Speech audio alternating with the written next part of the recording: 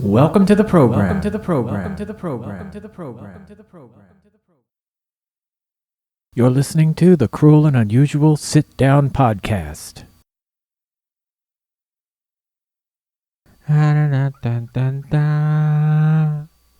Pew, pew. And I'll be there with you. We're going to walk down. We're going to walk down anyone you want, but I think right here we're going to walk down to the Capitol. Coming to the stage. Let's give a warm welcome for Casey Anthony. Hey. How you doing? All right, calm down. Hey. Calm down in the front row. All right. Hey, what can I say? I'm as sober as a judge. The unfortunate thing is, the judge is Justice Rehnquist. All right.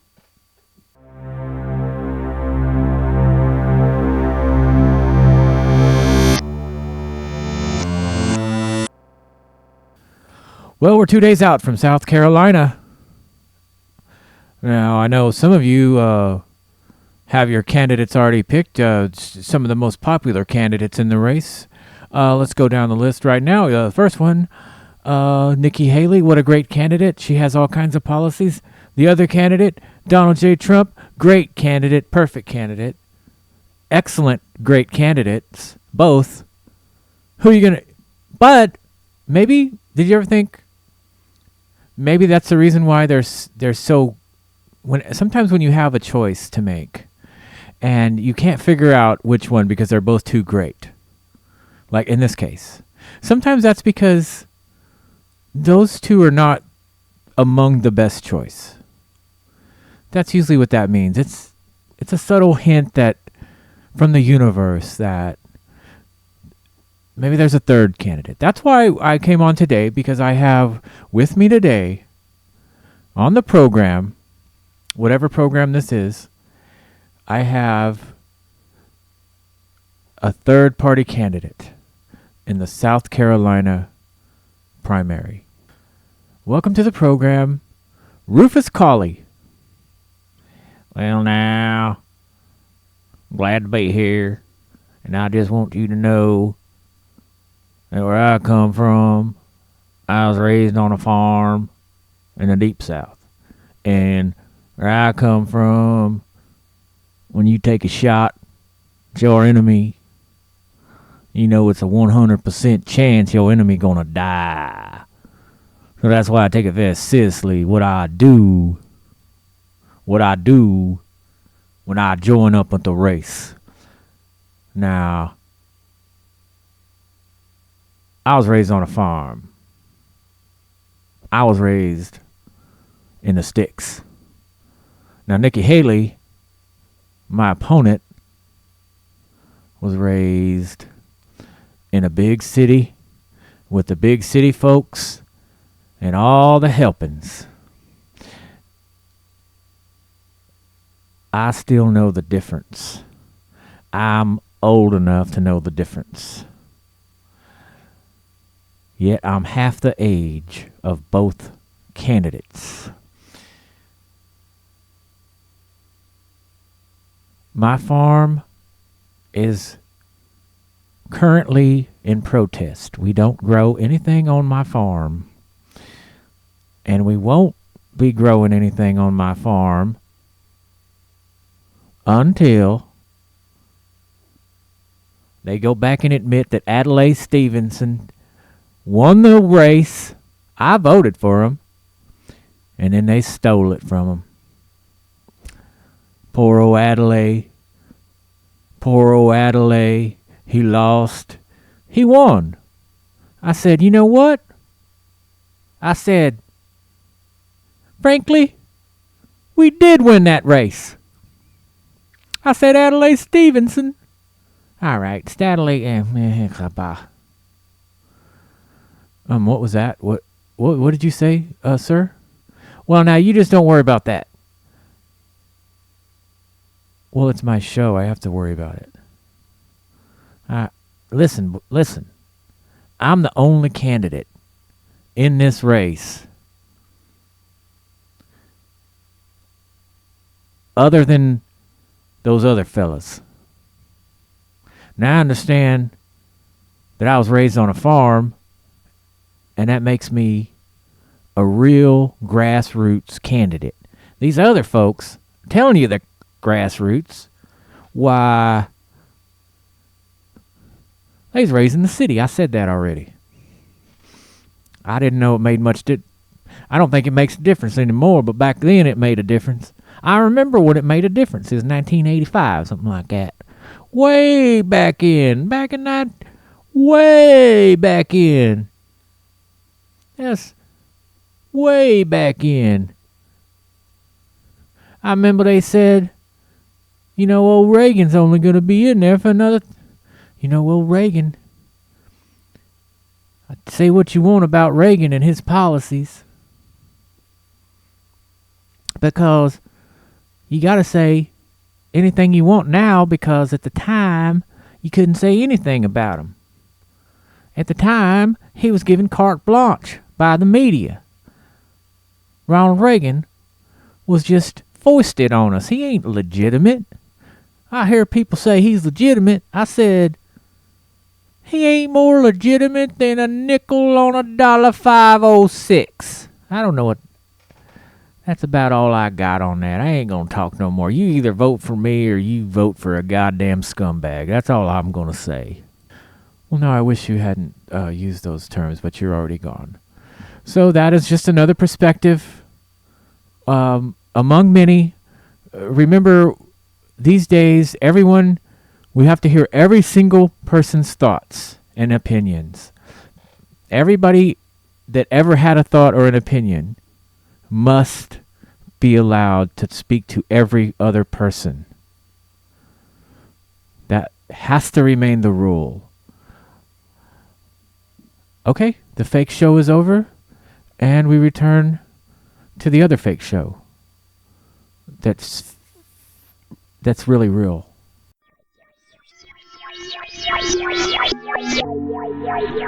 The Chronicles of Granny in the Bed.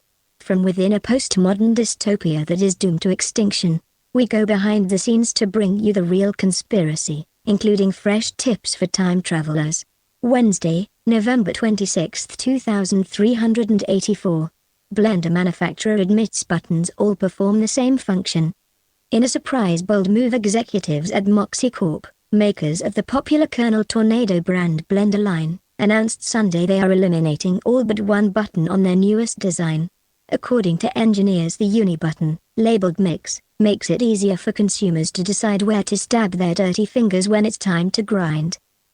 Several spectators of the event have been diagnosed with acute mental breakdown. The extra buttons were a sham, admits Tom Court, design team lead at Moxie Corp. We put them there as part of a concerted effort to dupe the masses. In the 1950s there was this rather vain need to feel superior, and the suits could always bilk the flat tops. Whether it was over a pickup truck or a staple kitchen appliance was scarcely important. Consumers were outraged but docile. In fact, this article, the de facto white paper on the subject, has never been syndicated to date. The irrefutable facts. To be honest, I've known for years that something was wrong. I'd press Puree, but my appliance performed the same as if I had pressed Chop. Inside, it was the exact same result. The items I placed within the contraption were rendered into mush. I never thought about it much. I was such a fool. How I came to regret my ignorance. This is the exact same thing that happens at the Academy Awards, said Hal Smith, bicycle mechanic and spokesperson for the consumer vanguard dubbed the chosen ones by the land-dwelling Greys, who encompass their following and power base. Linda Watkins of the Society for the Preservation of Common Kitchen Appliances issued a scathing letter to Moxie Corp Tuesday, calling for the resignation of Chief Design Engineer Alec Arcubafanga. The button changes on the new blender are cynical and unnerving. What are we going to do when we just want a mince? I want government out of my kitchen. The next thing will be state-instituted anything goes, open-door policies, and amnesty programs. A free lunch while free distribution. Where's the line? What's next? Slippery slope much? Not on my watch. Bafangja defended his decision before a reactionary crowd that opened fire more than 67 times Tuesday in Barstow. It was later learned that the majority of the gunmen were seemingly reasonable, mid-30s, middle-class business professionals of European extraction. They were each exonerated Tuesday evening by Chief Justice Marcus Tukes, although he went on to issue censure for what he called grossly wild marksmanship which drew fire from pundits on both sides of the rifle. Shifty eyes. I was sent to fix a problem, said Bafangja. It was apparent to me that it doesn't really matter, up to a point, how fast the blades macerate the input product. Everything is going to be slush within seconds. Even pulsating routines proved to be absolutely no different than a standard cocker-esque that is the de facto go-round meat and bones of the blender mechanism, what the beatniks call a trip in blades. When asked about mincing, Bafangja was clear and to the point. You want to mince, use a food processor. You want to blend, there is but the Shakespearean choice, to push or not to push, you know. Stop being babies about everything. I want to add that babies usually love our products. Where the Buffalo roam. Rivals at Straight Lace Limited keyed up to add even more buttons, with 27 new options, to their Jones Kool-Aid brand grinders and blade twirlers in time for the mid-December slushy sales rush. With Red Friday rapidly approaching, very few are acting in their own best interests, least of all babies. A mass email released Wednesday touts, quote, if it was, it needs more buttons. Stay with a brand that is traditional and just like you'd expect it to be, and not something different that will make you seem out of touch next to your younger kinfolk. End quote. Not to be outdone, Arkansas startup Device Limited has issued a solar-powered blender that has no switch of any kind and absolutely no cord. It can blend any substance for 15 seconds before requiring 24 hours of direct sunlight. It cannot be turned off between charges and has a tendency to catch fire. It cannot be turned off once it is on fire. Douse it in potassium bicarbonate, then carefully remove the battery. The device may reignite and continue to burn for up to 3 hours after the battery is removed. If it is near a tinderbox, be extra cautious, according to experts. In my experience, said Thelma Davance, founder, from a podium. A switch just gets in the way of a good blend. And again, for anyone that has not been paying attention, I want to repeat the warning. Please don't use them near a tinderbox. Built to last. Following Device Limited's announcement, MoxieCorp tweeted that it would seek damages from Device for what it called grossly repugnant attitudes and disgusting and verging on defeatist strategies, besides hinting that Device's new product does not qualify as a true swirly blades, calling it a gross bastardization of the art, and a solar monstrosity. At least I'm not passive-aggressive. Aggressive. Commented a pundit on GlossyJones.com. The tweet and backhand were so powerful that Chief Justice Marcus Tukes Thursday issued a summary bench judgment condemning the stupidity and purely reckless course of Device, going so far as to forbid any dealings with Device in the future. Saturday the other 8 justices issued a dissenting vote, mentioning not without irony that one of the essential ingredients of the court is to allow each justice the unfettered right to cast a vote in all cases, referring to the fact, as essential background information, that Justice Tukes has been deciding every case on his own, most often against the majority, most often opposing all 8. Since being appointed by President Fisher the 38th last month at a secret, unpublished meeting. I don't have the original Constitution. No one does. That was destroyed or lost. The individual responsible is cursed forever. But I will bet you money that this is not the way this is supposed to be done, said Tommy Grants before being strangled by thuggish gentlemen in an exclusive Las Vegas neighborhood.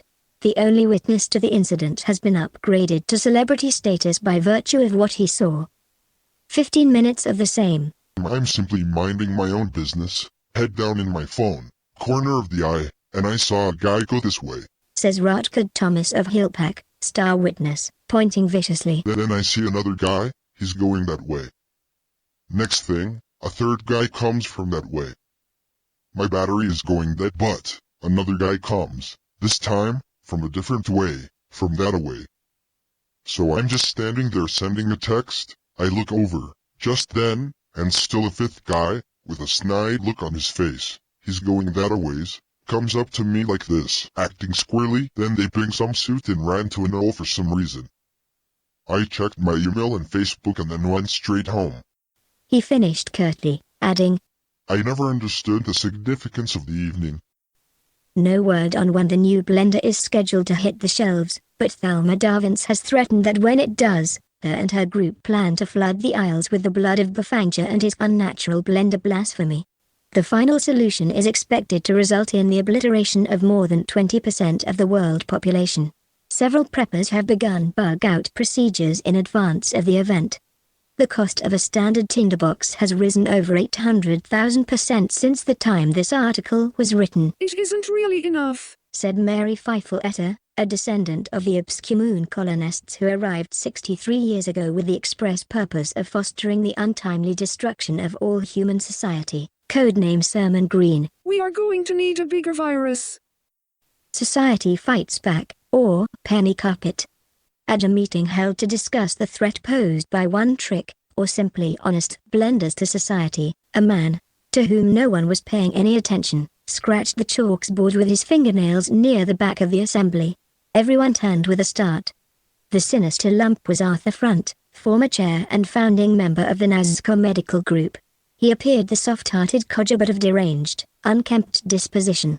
His eyes darted like Gila monsters after a shoo-fly. I haven't had a chance to look over the case file, he said with a tilted grin. But we have our backs to the wall, led me to ask myself, what does a hellhound do when its back is to the wall? What does it do? Shake a bucket of pennies. Exactly. No question about it.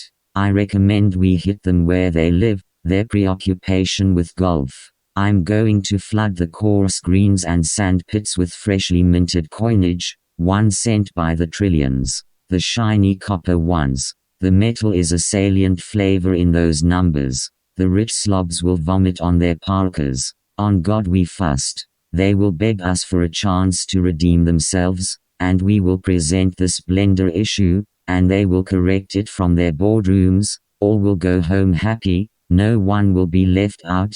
America will finally be true to her credo. Founding fathers will weep, rain out their tombs, men will be required to fix the problem, plumbers most likely, and then the historians will have a chance to tidy up all the loose ends for the generations to be fostered from the age of 4, in all souls to be born in the land, a recital in pre-K learning dens. The alternative is infinite megadeath. I only want all the reward money in exchange for my labor, and not to share any of it with anyone. A silence fell briskly. A reward had never been offered. No one spoke for 3 minutes, with perplexed glances uncomfortably omnipresent. Front produced a bag of pennies poured in a fresh 5-gallon bucket as his idea of a demonstration, styling as a circus performer upon completion to painful silence. A wincing distraction in its strain recordness. 2 young men flung themselves out the window and ran as fast as they could, nude, headed directly for NATO territory. Who called this meeting? Asked a third dullard, ducking quickly as trash projected in his direction from all 4 corners of the dank meeting room with the tattered flags gathered shamefully in an odd corner under a dust that grew a face and Republican personality. 6 minutes passed in neck-deep hush and anyone in the room was as a sinner for comfort. The looks turned to grimaces and before long violent shock. I suggest we just walk back home, said the voice of reason, who shrank at the bolts of hatred and mean spirit that darted towards her as a satanic gathering that was disturbed by an outsider in the midst of a highly specific ritual commencing over a very rare moon. All walked on eggshells and donned kid gloves but could not avoid being walloped on the gurney at every step. The measure of all things. Laughed Front, now lying on the floor with a propped hand resting under his head. How exactly what they want you to do, couldn't do it anyway, point is irrelevant for all factors on plane X, the fabric of society, that priceless worm-infested ash haven. Those nude men are doomed. The voice of reason was last seen diving headfirst off a steep cliff. Front was later arrested and confined pending further monitoring. Sources inside the asylum, where he was taken shortly after the incident, have stated that he seems perfectly normal, although most were quick to point out that such a condition is exactly, and no less than, perfect insanity given the gravity encompassing his will to power and the violence that takes place every day, with onlookers unaware that the solution is within their own idle hands, gathered among death machines and legions of grim stallers to reign in the very end of all existence for the umpteenth time already. Due to the controversy surrounding the subject of this article, absolutely no commenting will be permitted. In the words of Saf Soy, poet of the Sermon Green, published minutes after the announcement. Please respect our privacy in this time of the button madness. Reporting live, I'm Janet Wand. So the first time, me and a friend of mine, we go to this guy's house. He had owed some money to some other guy. So we says to him, hey, you're going to pay up that money. You said you were going to pay the money, and then you didn't pay it. The guy goes, takes a shot at me. That's number one. Second time, I was out with a couple of other friends and added a few, and then go to this other gentleman's house. This guy, he owed some money to a guy, same guy. So we go over there to this guy's house. We never called ahead, we just go over there. So we get there. So he took a shot at me. That's two. Okay, number three. A couple of friends of mine. Yeah, it's late. We're out. Oh, we better go to that guy's house. Oh, what guy? Oh, that guy that owes the money, So we go over there to that guy's house. He's supposed to pay the money. He didn't pay it. What? So we go over there. We say, hey, what are you doing? You said you were going to be there Friday. Hey, guess what, pal? It's Sunday. What? This guy goes, he starts making excuses. He's like, I didn't have the money. And I'm like, hey, whoa, hey. I don't want to hear your family history here, pal. Just, so this guy takes a shot at me. That's four. Okay. And the next time, four of my friends, we go out. There's nothing going on. And, we get a call. Hey, it's me. Oh, who? The guy. Hey, what are you doing? He goes, hey, another one of those guys owes me money. I need you to go. He gives us an address. So we go over there to this guy. We just go right over there. We just drive right over there. We get there. We might have walked. I don't remember every detail. So we get over there.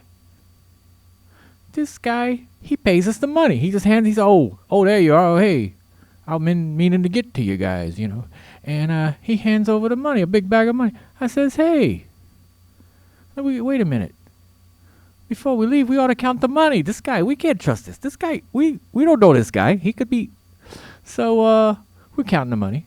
And guy takes a shot at me. So that's it. That's six. So then next time, me and some of my friends are out.